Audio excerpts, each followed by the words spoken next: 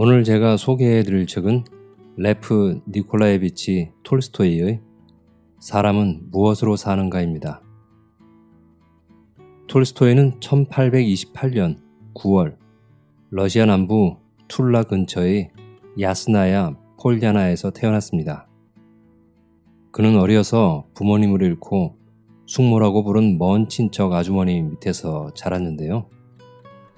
숙모라 불린 친척 타티아나 예르골스카야는 어머니와 다름없어 톨스토이의 훗날 성장과 작품 세계에 큰 영향을 미쳤다고 합니다. 젊은 시절의 톨스토이는 이상주의자인 동시에 또 쾌락주의자였다고도 합니다. 표도르 도스토예프스키와 함께 그는 19세기 러시아 문학을 대표하는 대문호로 잘 알려져 있죠. 특히 톨스토이는 현실주의 소설의 대가로서 그의 두 가지 장편인 전쟁과 평화 그리고 안나 까레니나로 유명합니다. 이 작품들은 이제까지 쓰여진 가장 훌륭한 소설들로서 여겨지고 있습니다. 그의 주요 작품으로는 전쟁과 평화, 안나 까레니나 외에 부활 등의 장편 소설과 이반 일리치의 죽음, 그리고 바보 이반 등의 중편 소설 등이 있습니다. 오늘 읽어드릴 소설 사람은 무엇으로 사는가는 그의 작품들 중 가장 뛰어난 단편 중의 하나로서 인간의 행복은 어디에서 찾을 수 있을까? 사람은 왜 살아가는 걸까? 어떻게 살아가야 하는 것일까? 삶의 근원적인 부분에 대한 고뇌와 이를 관통하는 사랑에 대한 톨스토이의 깊은 통찰을 담아낸 소설입니다. 비록 종교적인 색채가 가미되었지만 순수한 사랑의 희생과 헌신, 인간의 도리, 선함에 대한 그의 빛나는 문체는 읽는 사람으로 하여금 자신을 한 번 더 내부로부터 바라보게 하게끔 하는 힘이 있는 작품이라고 생각합니다. 이번에 저와 함께 이 작품을 읽으면서 대문호 톨스토이를 이해하는 시간이 되기를 바랍니다. 그럼 톨스토이의 사람은 무엇으로 사는가를 시작하겠습니다.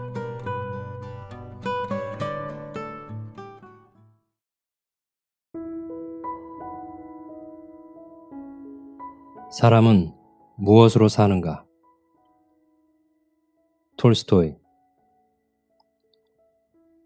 한 구두장이가 아내와 자식들을 데리고 어느 농부의 집에 새들어 살고 있었다. 그는 집도 땅도 없이 오직 구두 만드는 일만으로 식구들을 먹여 살렸다. 빵값은 비싸고 품삯은 보잘것없어 버는 족족 입에 풀칠하기 바쁜 형편이었다. 그에게는 아내와 번갈아가며 입는 외투 한 벌이 있었는데 이젠 그것마저 낡아 누더기가 되어버렸다. 그래서 그는 2년 전부터 양가죽을 사서 외투를 새로 만들어야겠다고 별러오고 있었다. 가을로 들어서면서 약간의 여유가 생겼다. 아내의 손지갑에 모셔놓은 3루블 외에도 이웃에 구워준 돈이 5루블 20카페이카쯤 되었던 것이다. 구두장이는 양가죽을 사기 위해 이른 아침부터 마을에 갈 채비를 했다. 아침밥을 먹자마자 루바시카 위에 아내의 무명 네일을 껴입고 그 위에 다시 모직 외투를 걸친 다음 그는 3루블 지폐를 속주머니에 놓고 나무막대를 지팡이 삼아 집을 나섰다. 구워준 돈 5루블을 보태서 양가죽을 사야지. 마을에 이르러 그는 한 농부의 집을 찾아갔다. 그런데 하필이면 주인이 외출 중이라 그 농부의 마누라에게서 일주일 안에 돈을 마련해 주인 편에 보내겠다는 약속만 받고 돌아서는 수밖에 없었다. 그 다음으로 찾아간 농부는 하늘에 맹세코 지금은 돈이 없다면서 장화 수선비라며 단돈 20카페이카를 내놓았다. 구두장이는 하는 수 없이 외상으로나마 양가죽을 사보려고 했다. 그러나 가게 주인은 어림없는 소리 말라는 듯 잘라 말했다. 돈을 갖고 오슈. 그럼 달라는 대로 주지. 외상값 받아내기가 얼마나 힘든지 넌덜머리가 난다니까. 구두장이는 결국 장화수선비 20카페이카와 어느 집에선가 낡은 털장화를 꿰매는 일감 하나를 얻었을 뿐 헛수고만 하고 집으로 돌아가게 되었다. 그는 속이 상해 20카페이카를 몽땅 털어 보드카를 마셔버리고는 양가죽은 만져보지도 못한 채 집을 향해 터덜터덜 걸었다. 아침에 집을 나설 때는 꽤 추운 것 같았는데 술을 한 잔 걸치고 나니 털 외투 없이도 몸이 따뜻했다. 그는 걸어가면서 한 손에 든 지팡이로 꽁꽁 얼어붙은 땅을 두드리고 다른 한 손으론 낡은 털장화를 휘둘러대면서 혼자 중얼거렸다. 외투 같은 것 없어도 따뜻하기만 하네. 겨우 한 잔 마셨는데도 이렇게 화끈거리는걸. 그까진 털 가죽 옷 따윈 필요 없어. 이 몸은 이런 분이다 이거야. 그렇고 말고. 그깟 모피 외투 없어도 이 몸은 얼마든지 살 수 있어. 그런 건 평생 필요 없다 이거야. 그런데 마누라가 가만히 있지 않을 텐데 이건 좀 골치 아프군. 빌어먹을. 남은 죽어라 일해주는데 이건 콧방귀만 끼고 앉았으니 어디 두고 보라지. 이번에도 돈을 갖고 오지 않으면 모자를 날려버릴 테니까. 그렇고 말고. 도대체 어쩌자는 수작들이야? 고작 20카페이카를 줘? 도대체 그걸로 뭘 하라는 거야? 술 한 잔이면 날아가 버릴 돈을 가지고. 그래, 너희들만 곤란하고 난 곤란하지 않다는 거야? 너희들은 집도 있고 가축도 있어. 하지만 내겐 맨몸뚱이뿐이라고. 너희들은 농사지어 빵을 얻지만 나는 하나부터 열까지 일일이 사다 먹어야 한다고. 어떻게 버둥대든 빵값만 해도 일주일에 3루블은 치러야지. 집에 돌아가 빵이라도 떨어졌으면 당장 1루브 반을 써야 된다고. 그러니 내 돈을 갚아줘야겠어. 이윽고 구두장이는 길모퉁이 작은 교회 근처에 이르렀다. 그때 교회 뒤에서 뭔가 허연 것이 보였다. 이미 날이 저문 뒤라 눈을 부릅뜨고 바라보았지만 뭔지 알 수가 없었다. 여기쯤에 돌 같은 건 없는데 소인가? 하지만 짐승 같지는 않은 걸. 머리를 보니 사람 같기도 한데 너무 하얗군. 하긴 사람이라면 이런 데 있을 리가 있나. 이렇게 생각하며 그는 조금 더 가까이 다가갔다. 그제야 그 물체가 뚜렷하게 보였다. 그런데 정말 이상한 일이었다.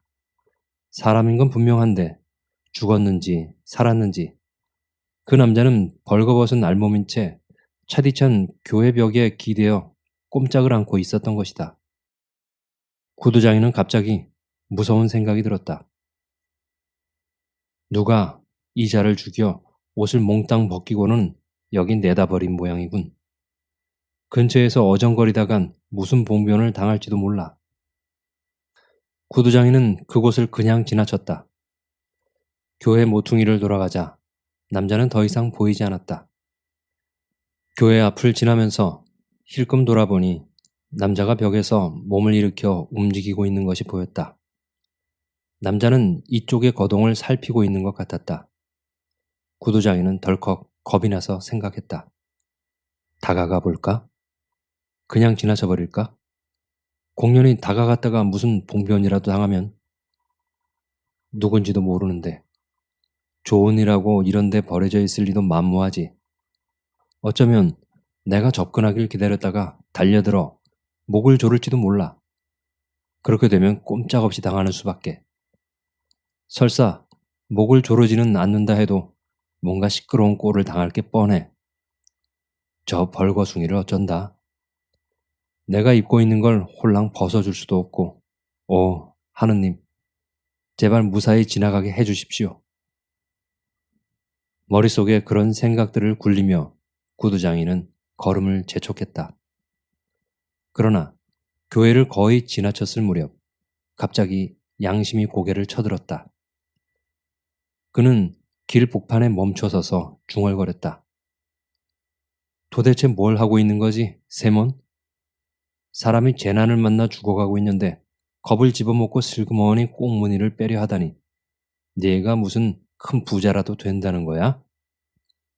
그래서 가진 걸 빼앗기게 될까봐 겁이라도 난다는 거야? 뭐야? 세몬, 그건 옳지 않은 짓이야. 결국 세몬은 발길을 돌려 그 남자에게로 걸어가기 시작했다. 세몬이 가까이 다가가서 살펴보니 남자는 아직 젊고 제법 힘도 있어 보였으며 몸에 얻어맞은 흔적 같은 건 보이지 않았다. 그러나 추위 때문에 몸이 꽁꽁 얼어붙은 데다 몹시 겁을 먹고 있는 듯했다. 그는 벽에 기대앉은 채 세몬 쪽은 쳐다보지도 않았다. 너무 지쳐서 눈을 뜰 기운조차 없는 모양이었다. 세몬이 바짝 다가가자 남자는 그제야 눈을 뜨고 세몬을 쳐다보았다. 세몬은 그의 눈에 마음에 들었다. 그래서 털 장화를 땅바닥에 내동댕이 치고 벨트를 끌러 장화 위에 던진 다음 입고 있던 외투를 벗으면서 말했다. 이러고 있을 때가 아니야. 자, 이거라도 입어보라고. 어서. 세모는 남자의 팔을 부축해 일으켰다. 일어선 남자를 보니 훤칠한 몸매에 손과 발은 깨끗하고 얼굴빛도 온화한 젊은이였다. 세모는 그의 어깨에 외투를 걸쳐주었다. 그러나 팔이 소매 속으로 잘 들어가지 않았다. 세모는 청년의 두 팔을 외투 소매에 끼워주고 옷깃을 잡아당겨 앞을 여민 다음 허리띠를 둘러주었다. 그는 쓰고 있던 낡은 모자도 벗어서 청년에게 씌워주려고 했다. 그러나 머리가 너무 썰렁해서 그는 생각을 바꾸었다. 나는 대머리지만 이 젊은이는 머리숱이 많으니까. 그는 모자를 다시 썼다. 그보다는 장화를 신겨주는 것이 좋겠어. 세모는 청년을 다시 앉히고 털장화를 신겨주었다. 이만하면 됐겠지. 자, 이젠 좀 움직여보라고. 몸이 높게 말이야.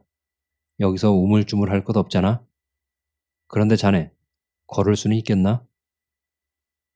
청년은 부드러운 눈길로 세몬을 바라볼 뿐 아무런 대꾸가 없었다. 왜 말을 하지 않지? 여기서 겨울을 날 작정인가?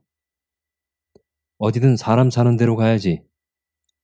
여기 내 지팡이가 있으니까 걷기 힘들면 이거라도 짚으라고. 자, 가세. 가자니까. 청년은 걷기 시작했다. 뒤처지는 일도 없이 썩 잘 걸었다. 걸으면서 세몬이 물었다. 그런데 자네 대체 어디서 왔나? 저는 이 고장 사람이 아닙니다. 이 고장 사람이라면 내가 모를 리 없지. 내가 묻고 있는 건 어째서 이런 데 와 있느냐는 거야. 저 교회 구석 같은 데를 말이야. 그건 말씀드릴 수 없습니다. 들어보나 마나 어떤 나쁜 놈들한테 몹쓸 짓을 당했겠지. 아무도 제게 나쁜 짓을 하지 않았습니다. 전 하느님으로부터 벌을 받은 것입니다. 그야 만사가 하느님의 뜻이니까. 아무튼 어디 들어가서 좀 쉬어야 할 텐데 대체 어디로 갈 작정인가? 어디든 좋습니다. 세모는 저기 놀랐다. 청년은 불량해 보이지도 않았고 말씨도 공손했지만 자신에 관해서는 아무것도 말하려고 하지 않았다. 세모는 생각했다. 누구에게나 말 못할 사정은 있는 법이니까. 그는 다시 입을 열었다. 그렇다면 어떤가? 나하고 같이 우리 집으로 가는 게. 몸이 녹으면 정신이 좀 나겠지. 세모는 집을 향해 걷기 시작했다.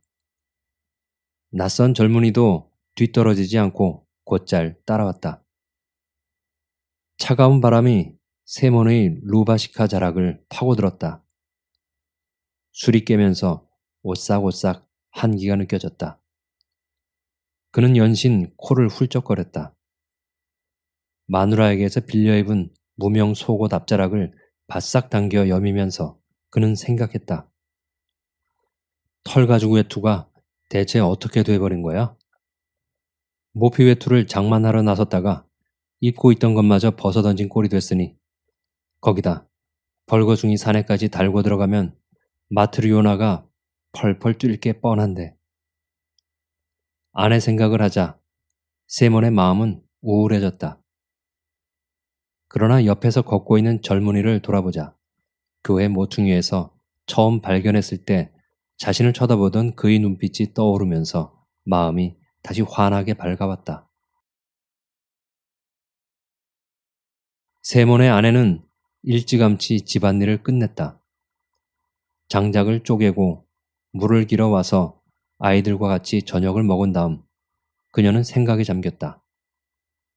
오늘 저녁에 빵을 구울까, 내일로 미룰까. 제법 큼직한 빵 한 조각이 아직 남아 있었다. 세몬이 밖에서 식사를 하고 들어온다면 밤참은 그리 많이 먹지 않을 거야. 그럼 내일 아침까진 이걸로 충분할 것 같은데. 그녀는 빵 조각을 만지작거리면서 궁리했다. 아무래도 빵 굽는 건 내일로 미뤄야겠어. 밀가루도 얼마 남지 않았는데 있는 것만으로 금요일까지 버텨야지. 마트류오나는 빵 굽는 일을 그만두기로 하고 남편의 옷을 깁기 시작했다. 바느질을 하면서 그녀는 남편이 어떤 가죽을 사올까 생각했다. 설마 가죽 장수에게 속지는 않았겠지? 그이는 사람이 너무 좋아서 탈이라니까. 자기는 꿈에도 남을 속일 줄 모르면서 동네 코올리기한테도 맥없이 속아 넘어가거든. 8루블이라면 적은 액수가 아닌데 그 정도면 좋은 모피 외투를 장만할 수 있고 말고. 무두질한 최고급 가죽은 아니더라도 어쨌든 모피 외투인 건 분명해. 모피 외투 하나 없이 겨울을 나려니 작년엔 고생이 이만저만이 아니었지. 내과일 나갈 수가 있나, 드렐 나갈 수가 있나. 오늘만 해도 그래. 옷이란 옷은 모조리 껴입고 나가버리니 나는 걸칠 것이 없잖아. 그런데 이는 너무 늦는 거 아냐? 돌아올 때가 지났는데 혹시 어디서 술 타령을 벌이고 있는 건 아닐까? 마트리오나가 이런 생각을 하고 있을 때 마침 현관 계단이 삐그덕거리면서 누군가 들어오는 소리가 났다. 바늘을 일감에 꽂아놓고 마트리오나가 밖으로 나가보니 사내 둘이 안으로 들어서고 있었다. 세문 옆에 서 있는 낯선 청년은 맨머리에 털정화를 신고 있었다. 그녀는 당장에 남편이 술을 마셨다는 것을 알아차렸다. 내 이럴 줄 알았다니까. 다시 보니 남편은 외투도 입지 않은 속옷바람에 빈손으로 우두커니 서 있었다. 마트리오나는 화가 머리끝까지 치밀어 올랐다. 그 돈으로 몽땅 마셔버린 게 틀림없어. 생판 모르는 건달하고 어울려 진탕 퍼마시고는 그것도 모자라 집에까지 끌고 왔군. 두 사람 뒤를 따라 집 안으로 들어서던 마트리오나는 낯선 사내가 입고 있는 외투가 자기네 것임을 알아보았다. 젊은이는 외투 밑에 내일을 입은 것 같지도 않았고 모자도 쓰고 있지 않았다. 그는 방 안에 들어와서 잠자코 한자리에 선 채 움직이지도 않고 고개를 들지도 않았다. 뭔가 나쁜 짓을 저질러 놓고 겁을 집어먹고 있는 게 틀림없어. 마트리오나는 이마를 찌푸린 채 벽난로 쪽으로 멀찌감치 떨어져 서서 두 사람이 하는 모양을 지켜보았다. 세모는 모자를 벗고 태연하게 의자에 걸터 앉았다. 이봐, 왜 그러고 있어? 식사 준비를 해야지. 마트리오나는 입속으로 뭔가 투덜거릴 뿐 벽난로 옆에서 꿈쩍도 하지 않았다. 그녀는 두 사람을 번갈아 쳐다보면서 연신 고개를 젓고 있었다. 세모는 그녀가 몹시 화가 나 있다는 것을 알았다. 그래도 할 수 없다는 듯이 그는 낯선 사내의 손을 잡으면서 말했다. 자, 앉으라고. 저녁을 먹어야지. 낯선 사내가 의자에 앉았다. 왜 그래? 저녁 준비를 하지 않은 거야? 마트리오나는 더 이상 화를 참지 못하고 입을 열었다. 왜 안 해요? 하긴 했지만 당신 몫은 없어요. 보아하니 당신은 염치마저 홀랑 마셔버린 모양이군요. 모피 사러 간다더니 모피는커녕 입고 나간 외투마저 남 벗어주고 그것도 모자라 저 건달을 집에까지 꿰어차고 들어오다니. 당신네 주정뱅이들한테 줄 저녁은 없단 말이에요. 마트리오나, 사정도 모르면서 함부로 떠들어댈 거야? 어떻게 된 일인지 들어보고 나서 짓거려야지. 세모는 속주머니를 더듬어 지폐를 꺼냈다. 자, 돈은 여기 있다고. 도리포노프가 구워간 건 못 받았지만 내일은 꼭 주겠다고 약속했어. 그래도 마트리오나는 화가 가라앉지 않았다. 양가죽도 못 산 터에 단벌 외투는 낯선 벌거숭이 사내한테 벗어줘 버리고 거기다 그 사내를 집에까지 끌고 오다니. 탁자 위의 돈을 집어 간수하면서 마트리오나는 말했다. 아무튼 저녁은 없어요. 저런 벌거숭이 주정뱅이들을 일일이 아랑곳하다간 이봐 마트리오나 말 좀 삼가라니까. 우선 내 말을 들어보라고. 당신 같은 주정꾼의 말을 듣고 자시고 할 것도 없어요. 정말이지 난 당신 같은 주정뱅이와 결혼하고 싶지 않았다고요. 어머니가 주신 옷감들도 모조리 술값으로 날려버리더니 이번엔 또 양가죽 살 돈마저 목구멍에 홀랑 들이붓고 들어왔군요. 세모는 자기가 마신 것은 고작 20카페이카 뿐이라는 것과 청년을 데려오게 된 사정을 아내가 알아듣도록 설명하려 했다. 그러나 마트리오나는 그에게 말할 기회를 주지 않았다. 어디서 그렇게 좔좔 쏟아져 나오는지 한꺼번에 2마디, 3마디씩 짓거려대니 세모는 끼어들 겨를이 없었다. 그녀는 10년도 더 된 옛날 일까지 들추어가며 사정없이 퍼부어대다가 갑자기 세몬에게 달려들어 옷소매를 움켜잡았다. 여러 말 말고 내 옷이나 내놔요. 하나밖에 없는 옷을 빼앗아 입고 뻔뻔하기도 하지. 썩 벗어달라니까요. 이런 못난이 팔푼이 같으니라고. 차라리 어디 가서 콱 죽어버리는 게 낫지. 세몬이 옷을 벗으려는데 마트리오나가 달려들어 잡아당기는 바람에 솔기가 부저득 뜯어졌다. 마트리오나는 옷을 낚아채 입고 문께로 달려갔다. 그대로 나가버리려고 하다가 그녀는 문득 걸음을 멈췄다. 속은 상하지만 그래도 이 사내가 누군지는 밝혀내야겠다고 생각했던 것이다. 마트리오나는 멈춰서서 입을 열었다. 온전한 사람이라면 저렇게 맨발로 돌아다닐 리가 없지. 게다가 저 사람은 내의조차 입지 않았다고요. 당신이 나쁜 짓을 하지 않았다면 어디서 저 사람을 끌고 왔는지 왜 말을 못하는 거죠? 아까부터 그 말을 하려던 참이야. 집으로 돌아오는 길에 이 사람이 교회 담 밑에 쭈그리고 앉아있는 걸 우연히 보게 되었지. 꽁꽁 얼어붙은 알몸으로 말이야. 글쎄, 여름도 다 갔는데 벌거숭이라니. 마침 하늘이 도와서 내가 그리로 지나가게 됐으니 망정이지. 하마터면 그대로 얼어 죽을 뻔했다니깐.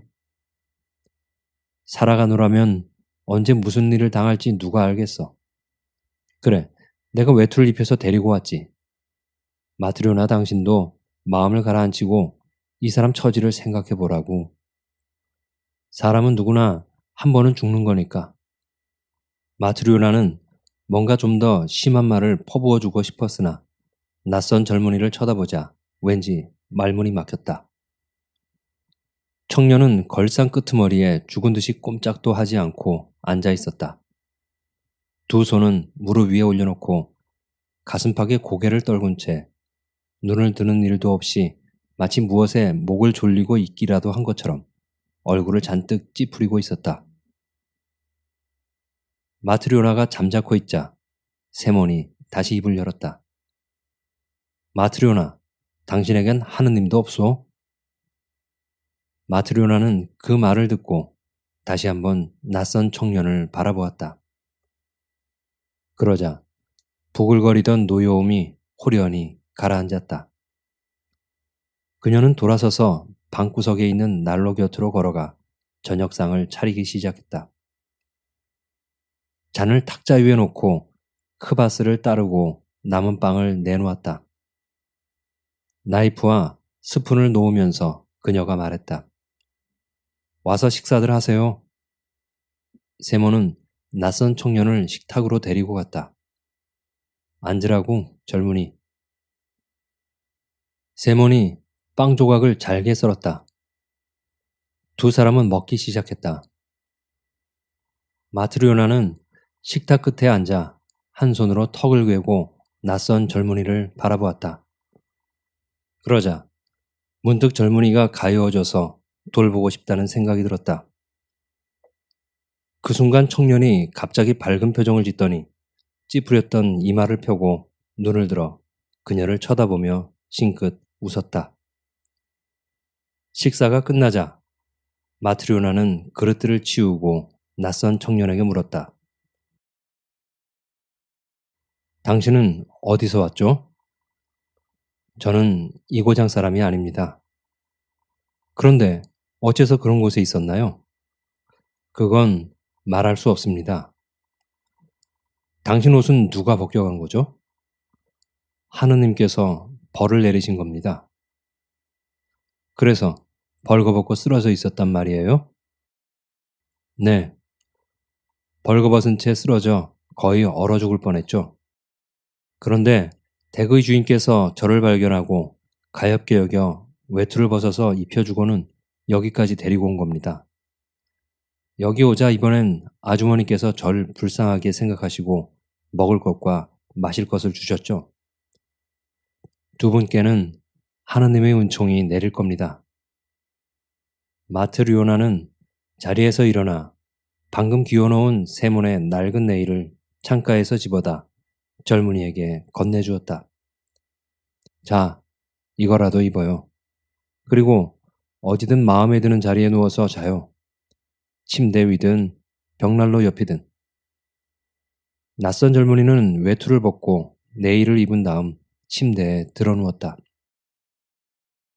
마트리오나는 불을 끄고 외투를 집어 남편 있는 데로 갔다. 외투 자락을 덮고 누웠으나 좀처럼 잠이 오지 않았다.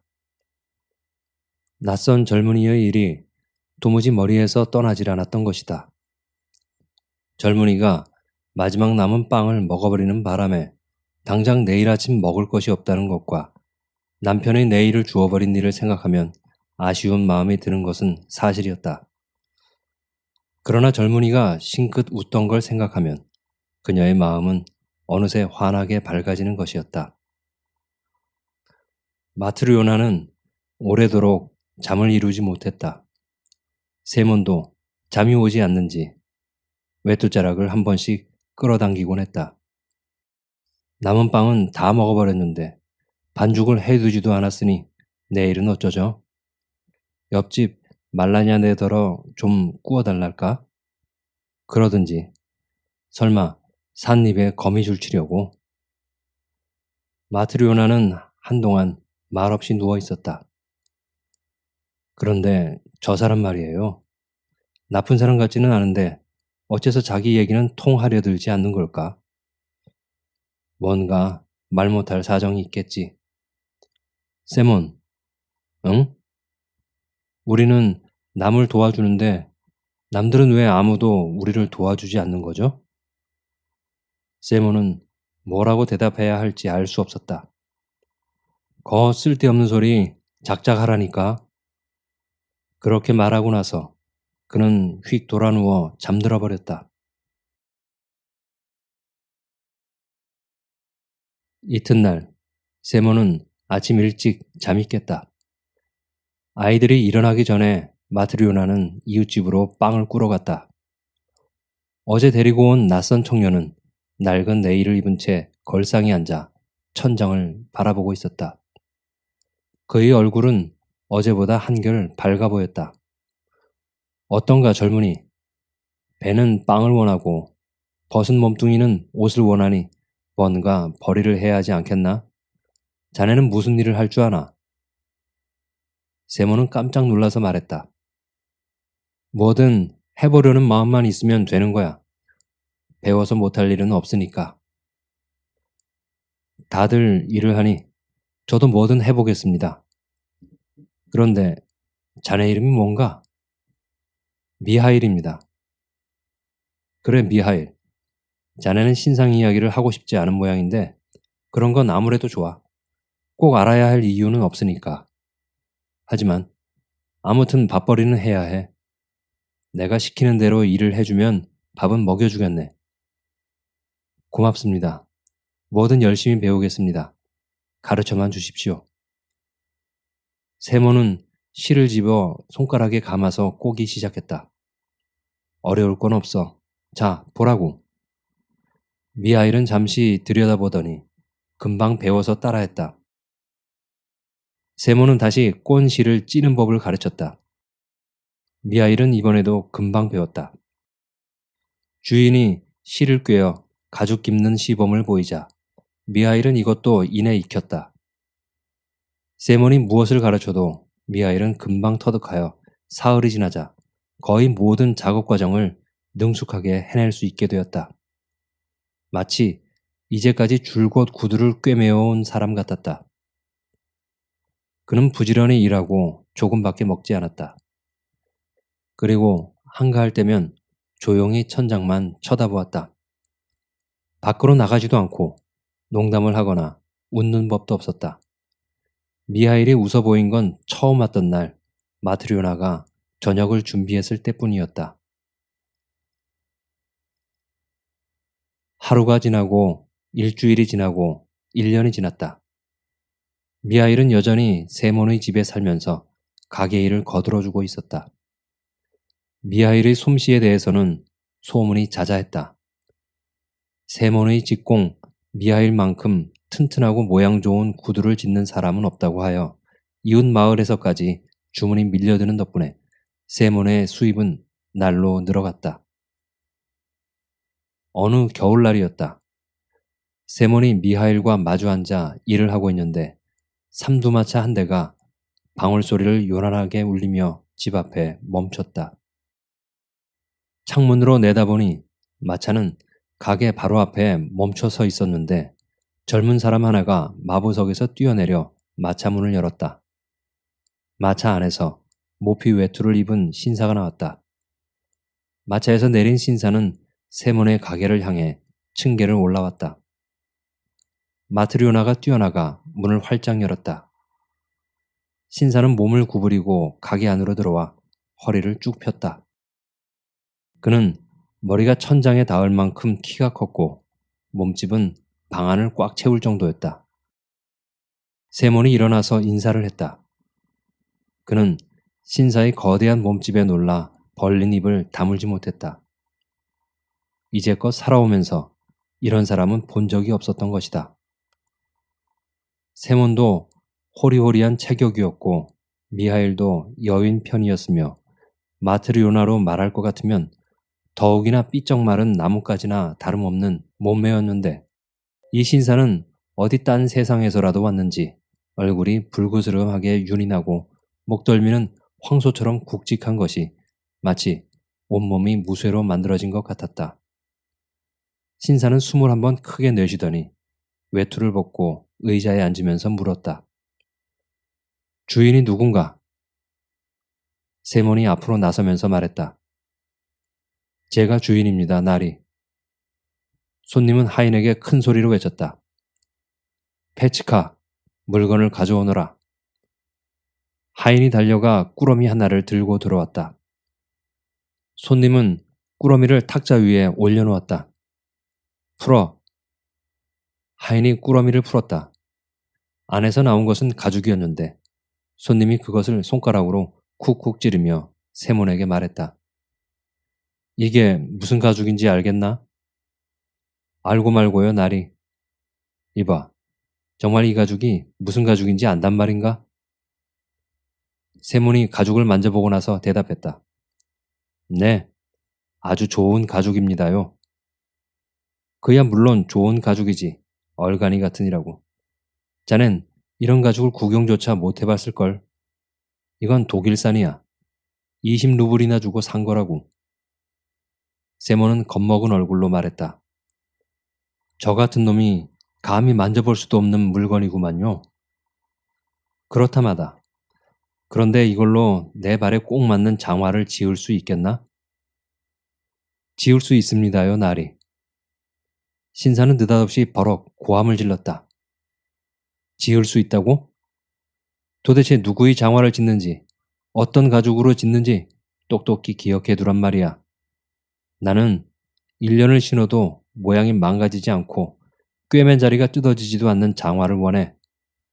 그렇게 만들 자신이 있으면 맡아서 재단을 하라고. 아니라면 아예 손대지 않는 게 좋아. 미리 말해두지만 만약 장화가 1년 안에 망가지거나 찢어지기라도 하면 내 놈을 감옥에 쳐넣어 버릴 테니까. 대신 1년이 지난 뒤에도 멀쩡하면 그때 가서 품삯으로 10루블을 주지. 세모는 겁이 덜컥 나서 미처 대꾸할 말을 찾지 못하고 미하일 쪽을 힐끗 돌아보았다. 팔꿈치로 미하일을 쿡쿡 찌르면서 세몬이 조그만 소리로 물었다. 이봐, 어떻게 하지? 미하일은 일을 맡으라는 듯 고개를 약간 끄덕여 보였다. 세몬은 미하일을 믿고 1년이 지나도 망가지거나 찢어지지 않는 장화를 만드는 일을 맡기로 했다. 신사는 하인을 불러 왼쪽 발의 구두를 벗기게 하고는 다리를 쭉 폈다. 치수를 재라고.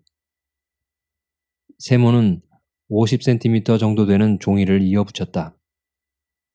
그런 다음 자리를 깔고 무릎을 꿇고 손님의 양말을 더럽히지 않도록 앞치마에 손을 닦은 뒤 치수를 재기 시작했다. 먼저 발바닥을 재고 다음으로 발등을 재고 나서 종아리를 잴 차례가 되었는데 양쪽 종이 끝이 닿지를 않았다. 손님의 종아리가 통나무만큼이나 굵었던 것이다. 정신 똑바로 차리고 해. 종아리가 꼭 끼어서는 안 되니까. 세모는 다시 종이를 이어붙였다. 신사는 의젓하게 앉아 양말 속의 발가락을 꼼지락거리면서 방 안의 사람들을 둘러보다가 미하일을 보더니 물었다.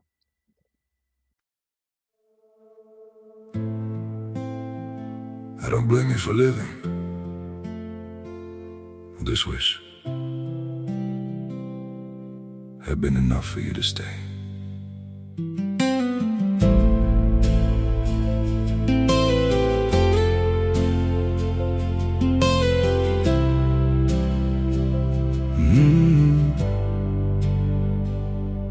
I saw it coming in the way you changed, in the silence between your words.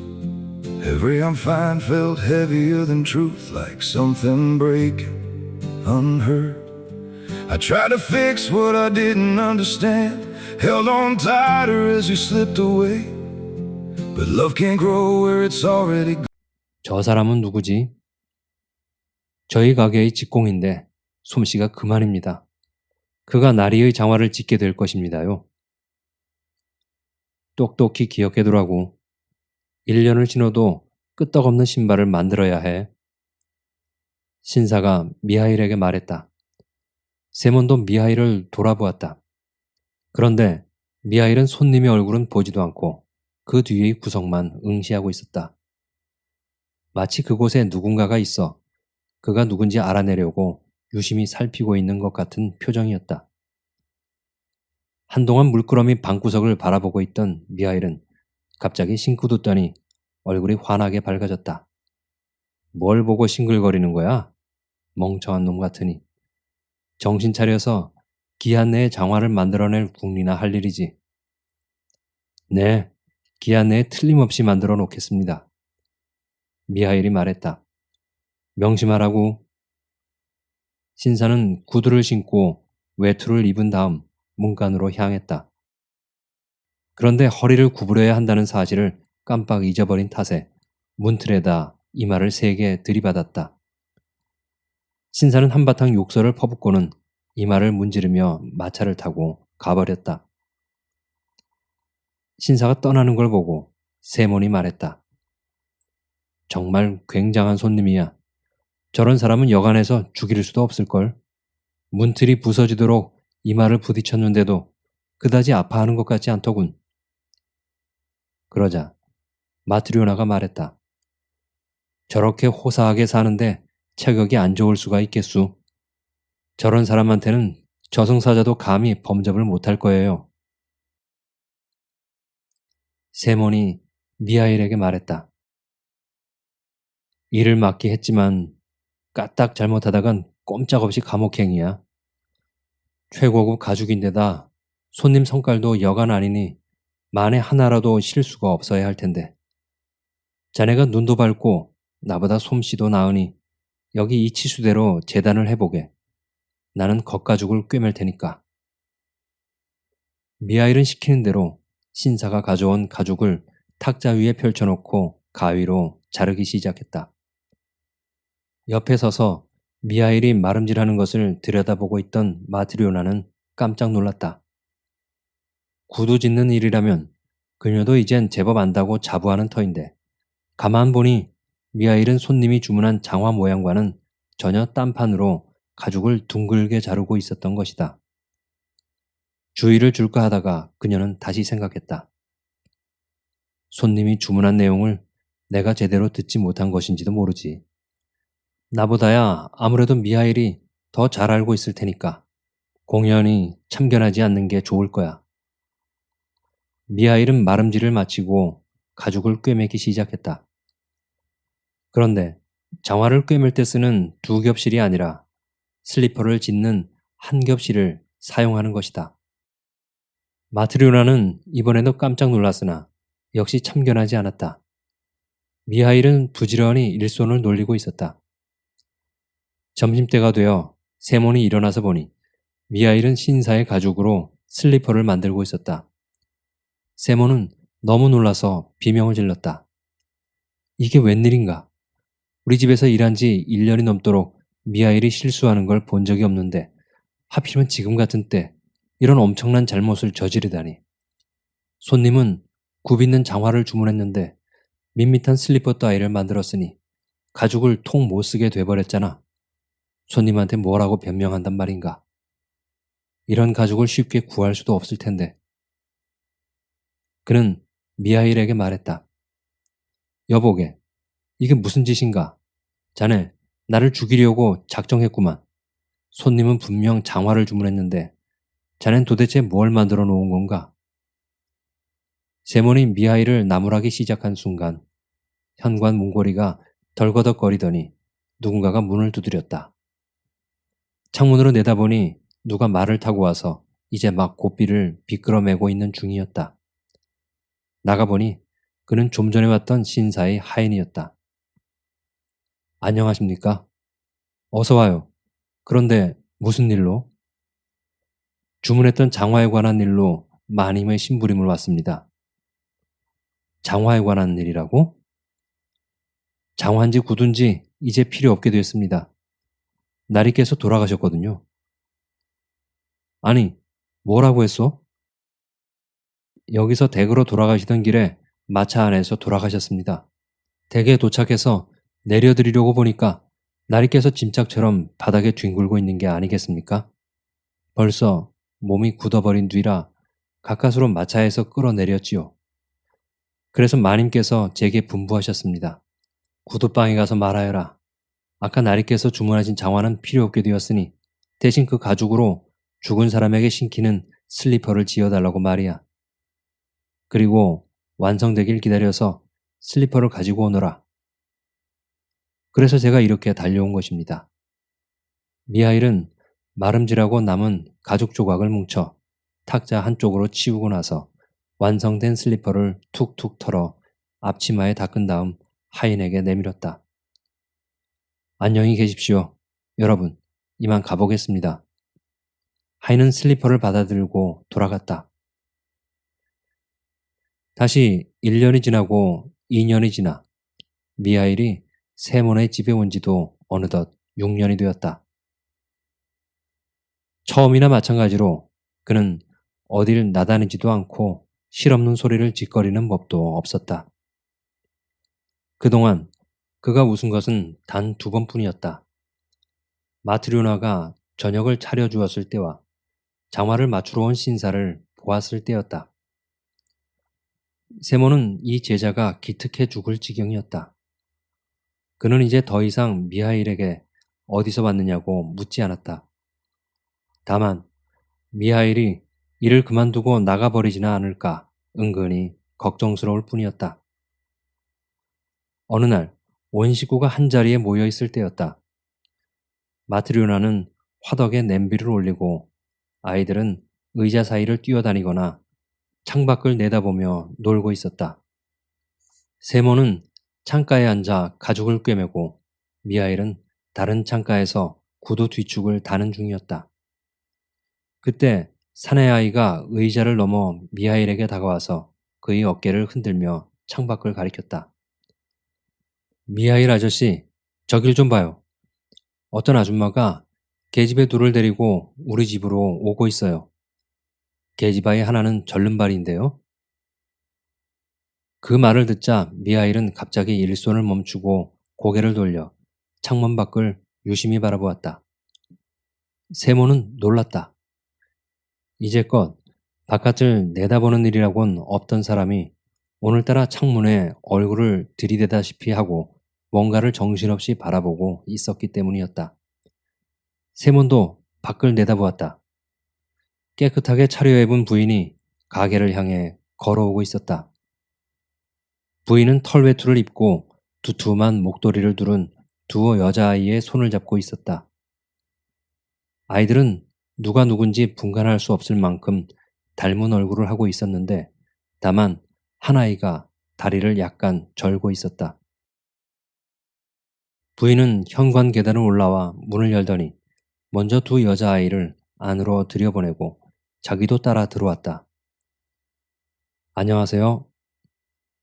어서 오십시오. 무슨 볼일이신지. 부인은 탁자 옆에 앉았다.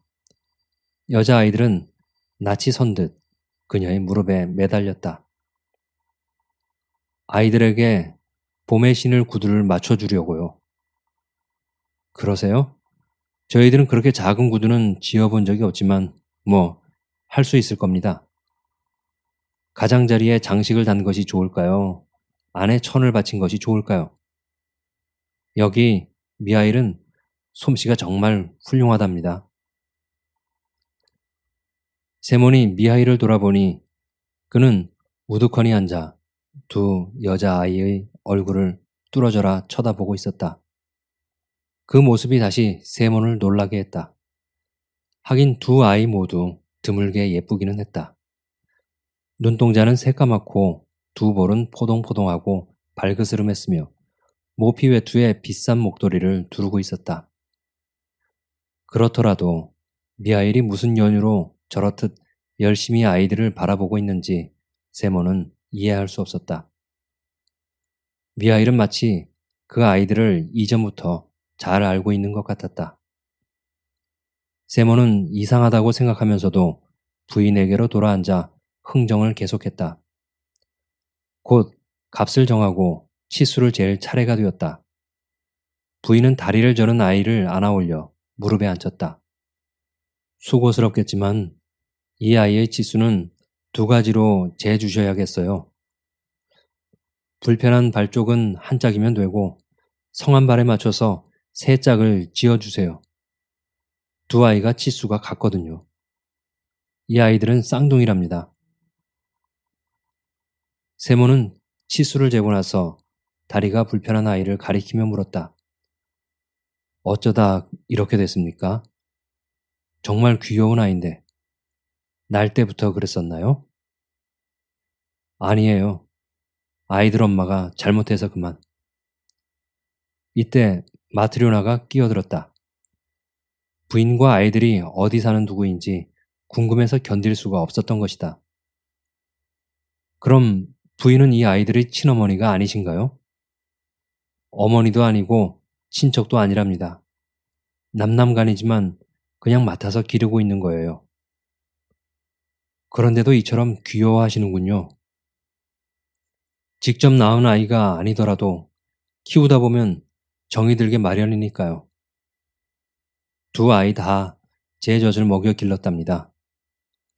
제 아이도 있었지만 하느님께서 데려가셨지요. 죽은 아이는 그렇게 불쌍한 줄 몰랐는데 이 아이들은 정말 가엾어서 견딜 수가 없었어요. 그럼 이 아이들은 어느 댁 따님들인가요? 부인은 다음과 같은 이야기를 들려주었다. 벌써 6년 전의 일이랍니다. 이 두 아이는 태어난 지 일주일도 못 되어 고아가 되어버렸죠. 아버지는 아이들이 태어나기 사흘 전에 세상을 떠나고 어머니는 아이들을 낳고 곧 숨을 거뒀답니다.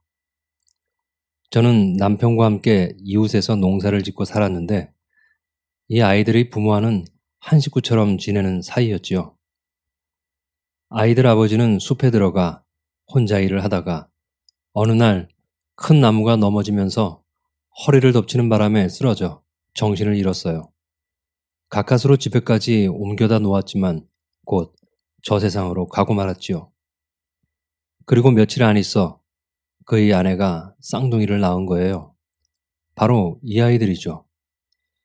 집이 몹시 가난한 데다 돌봐줄 친척 하나 없어 애들 엄마는 혼자 아기를 낳고 죽었답니다. 해산 다음 날 아침에 제가 문안을 갔더니 가엾게도 애들 엄마는 이미 이 세상 사람이 아니었습니다. 설상가상으로 숨을 거두는 순간 바로 이 아이 위로 쓰러지는 바람에 이 아이는 다리 한쪽을 못 쓰게 되고 말았죠.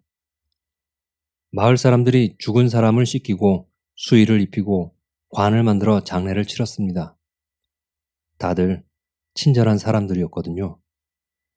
하지만 뒤에 남은 갓난아기들 일이 걱정이었지요. 모인 여자들 중에 젖먹이가 딸린 이는 저뿐이었습니다. 제겐 태어난 지 8주밖에 안 된 첫아들이 있었거든요. 그래서 제가 잠시 두 아이를 맡기로 했습니다. 마을 사람들은 다시 의논을 했죠. 하지만 무슨 뾰족한 수가 있었겠어요. 하루는 마을 사람들이 제게 말했습니다. 마리아, 아이들을 좀 더 데리고 있어줘요. 우리가 어떻게든 대책을 세워볼 테니까 그때까지만. 저는 다리가 온전한 아이에게만 젖을 물렸습니다. 또 한 아이에겐 아예 먹일 생각도 하지 않았죠. 어차피 살 수 없을 거라고 생각했던 것입니다. 그러다가 갑자기 이 아이가 너무 불쌍하다는 생각이 들었어요. 그 뒤론 모두에게 똑같이 젖을 먹였습니다. 제 아이와 이 아이들 둘 해서 한꺼번에 세 아이를 키우게 된 거죠. 그때야 젊고 기운도 펄펄하고 먹성도 좋았으니까 그럴 수 있었을 거예요. 두 아이에게 젖을 물리고 있는 동안 한 아이는 차례를 기다려야 했습니다. 한 아이가 젖꼭지를 놓아야 다음 아이가 먹을 수 있겠죠. 하느님의 돌보심으로 이 두 아이는 무럭무럭 자랐습니다. 그런데 제가 낳은 아이는 2살 되던 해에 그분께서 데려가고 말았지요. 그 후 살림살이는 점점 나아졌습니다. 지금은 이 거리 상인들 소유의 물방앗간 일을 맡아보고 있는데 수입이 좋아 살아가는 데는 아무 걱정이 없답니다. 다만 아이가 없을 뿐이죠. 정말 이 아이들이 없었다면 혼자 쓸쓸해서 어떻게 살았을까요? 제가 이 아이들을 귀여워하는 건 너무나 당연한 일이죠. 이 아이들은 제게 촛불과도 같은 존재인걸요. 부인은 한 손으로 다리를 저는 아이를 당겨 안으면서 다른 한 손으론 뺨을 타고 흘러내리는 눈물을 닦았다. 마트료나가 긴 한숨을 내쉬며 말했다. 부모도 없이는 살 수 있어도 하느님 없이는 살 수 없다더니 과연 그 말이 옳은 것 같군요. 세 사람이 이런 말들을 주거니 받거니 하고 있을 때 갑자기 미하일이 앉아있는 구석에서 섬광이 비치더니 방안이 환하게 밝아졌다. 미하일은 두 손을 무릎에 얹고 하늘을 올려다보며 빙그레 웃고 있었다. 부인이 아이들을 데리고 돌아가자 미하일은 걸상에서 일어나 일감을 탁자 위에 올려놓고 앞치마를 벗더니 주인 내외에게 공손히 절을 하면서 말했다. 이제 작별을 해야겠습니다. 하느님께서 저를 용서해 주셨으니 두 분께서도 부디 저를 용서해 주십시오. 주인 내외는 그에게서 눈부신 후광이 비치고 있는 것을 보았다. 세몬도 일어나 마주 절하면서 말했다. 미하일, 역시 자네는 보통 인간이 아니었군. 더 이상 자네를 붙잡을 수도 이것저것 캐물을 수도 없을 것 같네.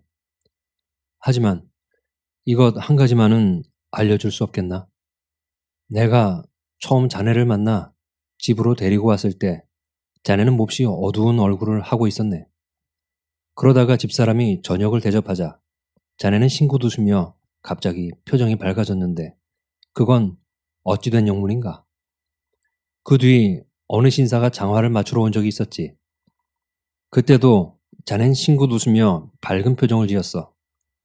아까 그 부인이 아이들을 데리고 왔을 때 자네는 세 번째로 웃었네. 그리고 자네 몸에서 후광이 비쳤지. 미하일, 왜 자네 몸에서 빛이 나는지, 그리고 어째서 세 번을 웃었는지 그 까닭을 말해주지 않겠나?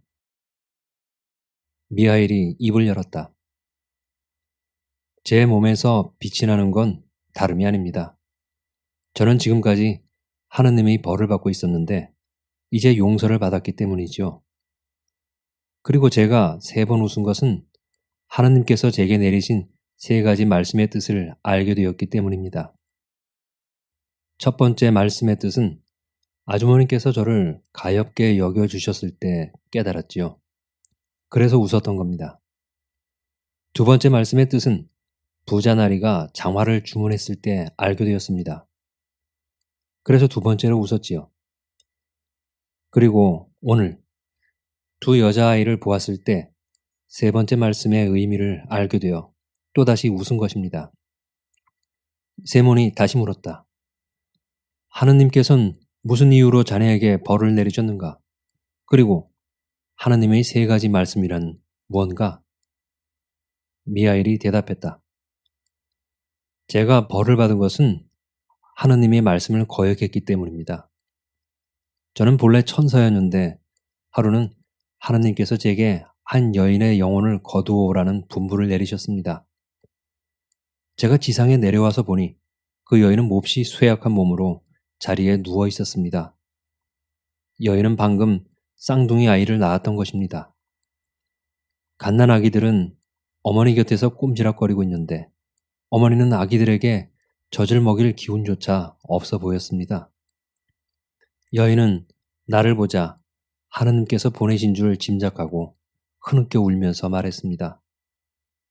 오, 천사님, 제 남편은 숲에서 일하다 나무에 깔려 죽었습니다. 바로 엊그제 장례를 치렀지요. 제겐 형제 자매도 아주머니도 할머니도 없습니다. 이 갓난애들을 돌봐줄 사람은 아무도 없습니다. 제발 제 영혼을 걷어가지 마시고 이 아이들을 제 손으로 키울 수 있게 해주십시오. 이 핏덩이들이 부모 없이 어떻게 목숨을 부지할 수 있겠습니까? 저는 여인이 애원하는 말을 듣고 아기 하나를 안아 어머니의 젖꼭지를 물려주고 다른 아기는 어머니의 품에 안겨준 다음 하늘나라로 돌아갔습니다. 그리고 하느님께 말씀드렸습니다. 여인의 영혼은 거두어 오지 못했습니다. 여인의 남편은 나무에 깔려 죽고 여인은 방금 쌍둥이를 낳은 참이었습니다. 그 여인은 저를 보고 울면서 애원했습니다. 제발 영혼을 거두어 가지 말아달라고 말입니다. 제발 자기 손으로 아이들을 키울 수 있게 해달라면서 부모가 없으면 그 갓난아이들은 살 수 없을 거라고 말했습니다. 저는 차마 그 여인의 영혼을 빼앗을 수 없었습니다. 그러자 하느님께서 다시 분부하셨습니다. 내려가 산모의 영혼을 거두어라. 그러면 세 가지 말의 뜻을 알게 될 것이다. 인간의 내부에는 무엇이 있는가? 인간에게 허락되지 않은 것은 무엇인가? 그리고 사람은 무엇으로 사는가? 이 세 가지를 알게 되는 날, 너는 하늘나라로 돌아올 수 있을 것이다. 그래서 저는 다시 지상으로 내려와 산모의 영혼을 거두었습니다. 아기들은 어머니 품에서 떨어졌으나 죽은 여인의 몸이 침대 위로 쓰러지면서 한 아이를 덮쳐 그만 한쪽 다리를 못 쓰게 만들고 말았습니다. 저는 여인의 영혼을 하느님께 바치기 위해 다시 하늘로 날아 올라갔습니다. 그런데 갑자기 거센 바람이 몰아쳐 제 두 날개를 부러뜨렸습니다. 그래서 그 여인의 영혼만 하늘나라로 올라가고 저는 지상으로 떨어지게 되었던 것입니다. 세몬과 마트리오나는 자기들이 먹이고 입혔던 사람이 누구인지, 자기들과 같이 살고 함께 일해온 사람이 누구인지를 깨닫고 두려움과 기쁨으로 눈물을 흘렸다. 천사가 다시 입을 열었다. 저는 벌거벗은 채 홀로 들판에 버려졌습니다. 그때까지 저는 인간 생활의 괴로움도 모르고 추위나 굶주림도 알지 못했습니다. 배가 몹시 고프고 몸은 얼어오는데 전 어떻게 해야 할지 알 수가 없었습니다. 그때 문득 하느님을 섬기는 교회가 들판 가운데 서 있는 게 보였습니다. 저기 몸을 의지하면 되겠다 싶어 저는 그곳으로 다가갔습니다. 그러나 교회 문이 닫혀 있어 들어갈 수가 없었습니다. 그래서 바람이나 피하려고 교회 뒤쪽에 웅크리고 앉아 있었지요. 날이 저물자 허기는 더욱 심해지고 몸은 꽁꽁 얼어붙어 금방 죽을 것만 같았습니다. 그때 문득 어떤 사람이 장화를 들고 길을 걸어오면서 혼자 중얼거리는 소리가 들렸습니다. 저는 인간이 되어 처음으로 언젠가는 죽어야 할 인간의 얼굴을 보았습니다. 그 얼굴을 쳐다보기가 두려워 저는 고개를 돌려버렸습니다. 그런데 가만히 들어보니 그 사나이는 어떻게 이 추운 겨울을 날 것인가, 어떻게 처자식을 먹여 살릴 것인가를 걱정하고 있었습니다. 그래서 저는 생각했습니다. 나는 지금 추위와 굶주림으로 죽어가고 있다. 마침 저 사람이 오고 있지만 그는 자기 아내의 모피 외투를 마련할 일이며 식구들을 먹여 살릴 일 때문에 걱정이 태산 같으니 나를 도와주긴 틀렸다. 그 사람은 저를 보더니 이마를 찡그리며 아까보다 더욱 무서운 얼굴이 되어 그대로 지나가 버렸습니다. 신락 같은 희망마저 사라져버린 것이었습니다. 그런데 갑자기 사나이가 되돌아오는 발소리가 들렸습니다. 그의 얼굴을 본 순간 저는 조금 전에 지나간 사람이 아니구나 하고 생각했을 정도였습니다. 아까는 그 얼굴에 죽음의 기운이 서려 있었는데 다시 돌아왔을 때 보니 만면에 생기가 돌고 하느님의 그림자가 그 속에 얼비쳐 있었거든요. 사나이는 제게로 다가오더니 자기가 입고 있던 옷을 벗어서 입혀주고 저를 자기 집으로 데리고 갔습니다. 집에 당도하자 한 여인이 뛰어나와 잔소리를 늘어놓기 시작했습니다. 그 여인은 사나이보다 훨씬 더 무서운 얼굴을 하고 있었습니다. 그녀의 입에서 뿜어져 나오는 죽음의 도끼 때문에 저는 숨을 쉴 수도 없었습니다. 여인은 저를 밖으로 내몰려고 했습니다. 만약 그대로 저를 내쫓았다면 여인은 그 자리에서 죽고 말았을 것입니다. 저는 그 사실을 알고 있었습니다. 그때 여인의 남편이 문득 하느님을 상기시켰습니다. 그러자 갑자기 여인의 기세가 누그러지면서 태도가 부드러워졌습니다. 여인의 얼굴에서 죽음의 그림자는 이미 흔적조차 사라지고 없었습니다. 여인의 얼굴에는 생기가 넘쳤습니다. 저는 거기서 하느님의 모습을 보았습니다. 그 순간 저는 하느님의 말씀이 떠올랐습니다. 하느님은 제게 말씀하셨지요. 인간의 내부에 무엇이 있는지 알게 될 것이다. 저는 인간의 내부에 있는 것이 사랑임을 깨달았습니다. 하느님께서 내게 약속하신 일을 이렇게 보여주시는구나 하고 생각하니 저는 더할 수 없이 기뻤습니다. 그래서 싱긋 웃었던 것입니다. 그렇지만 전부를 알게 된 것은 아니었습니다. 인간에게 허락되지 않은 것은 무엇인가? 그리고 사람은 무엇으로 사는가에 대한 해답을 저는 아직 구하지 못하고 있었습니다. 그날부터 두 분과 함께 지내기 시작해서 1년이란 세월이 흘렀습니다.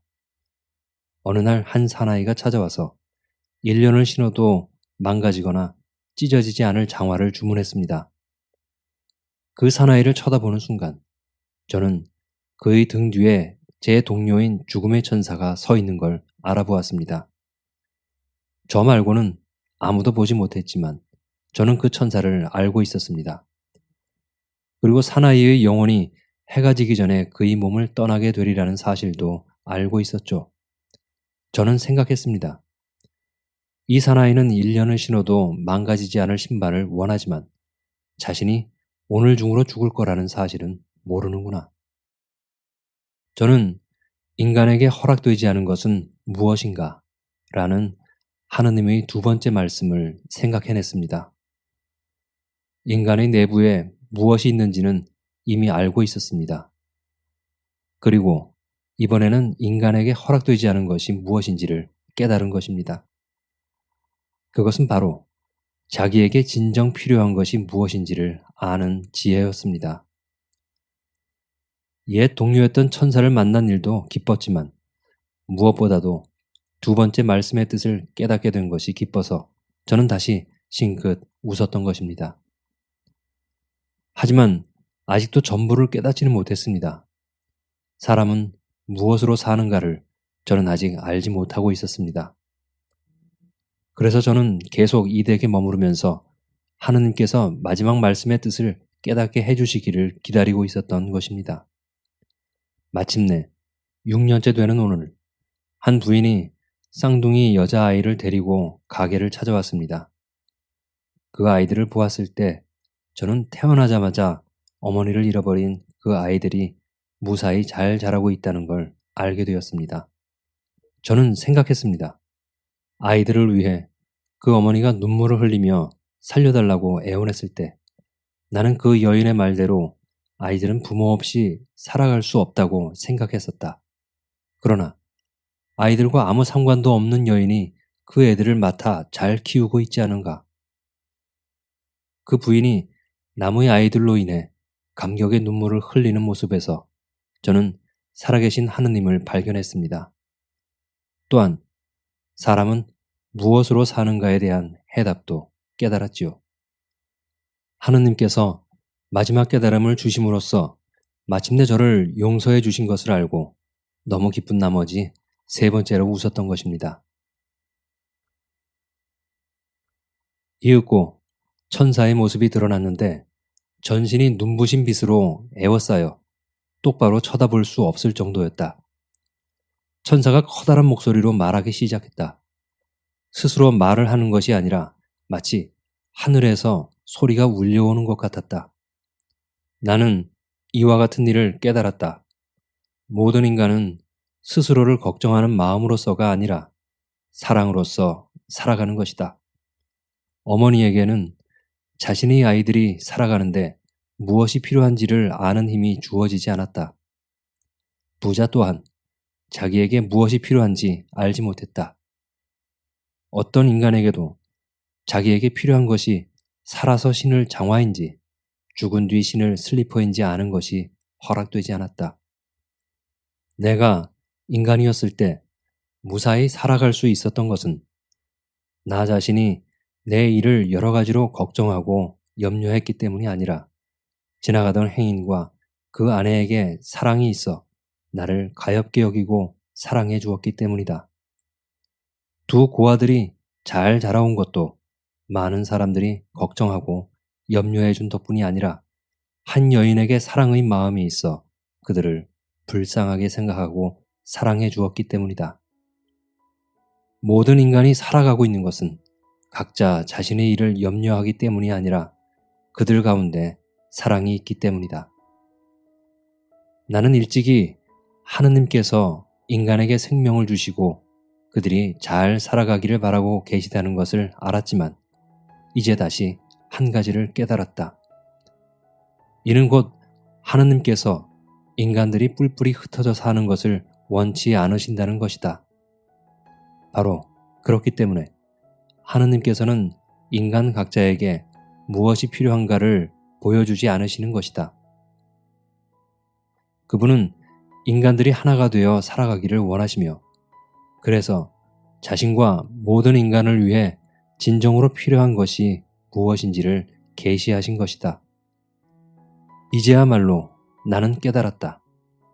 각자 자신을 걱정함으로써 살아갈 수 있다고 생각하는 것은 인간들의 착각일 뿐, 진실로 인간은 오직 사랑에 의해 살아가는 것이다.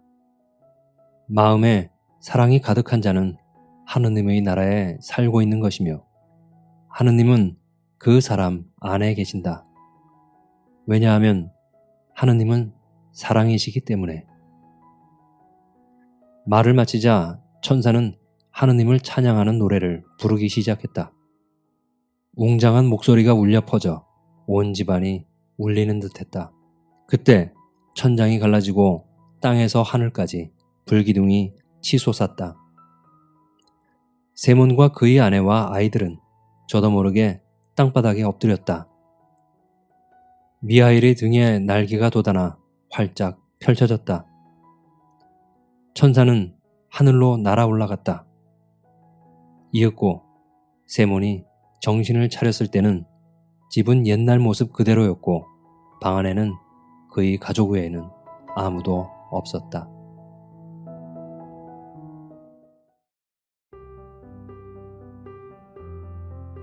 재밌게 들으셨나요?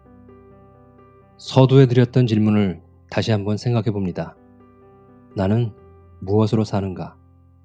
하고 스스로에게 질문을 던져봅니다. 그에 대한 해답은 우리 삶을 이끌고 지탱하고 있는 사랑입니다. 그리고 그 사랑에 대한 믿음입니다. 오늘 이 작품을 읽으면서 나 자신이 마음속 깊은 곳에 가지고 있던 근원적인 질문들에 대한 답을 찾아보는 시간이 되었습니다. 이것은 곧 우리가 훌륭한 고전을 읽는 이유가 될 것입니다. 앞으로 저는 가끔씩 여러분들에게 훌륭한 인생의 나침반이 될 고전 명작을 소개해 드릴 것입니다.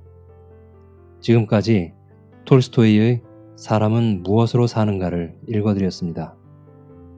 그럼 다음 시간에 또 좋은 작품으로 만나 뵙기를 바라면서 오늘 영상을 마치겠습니다. 끝까지 함께 해주셔서 감사합니다.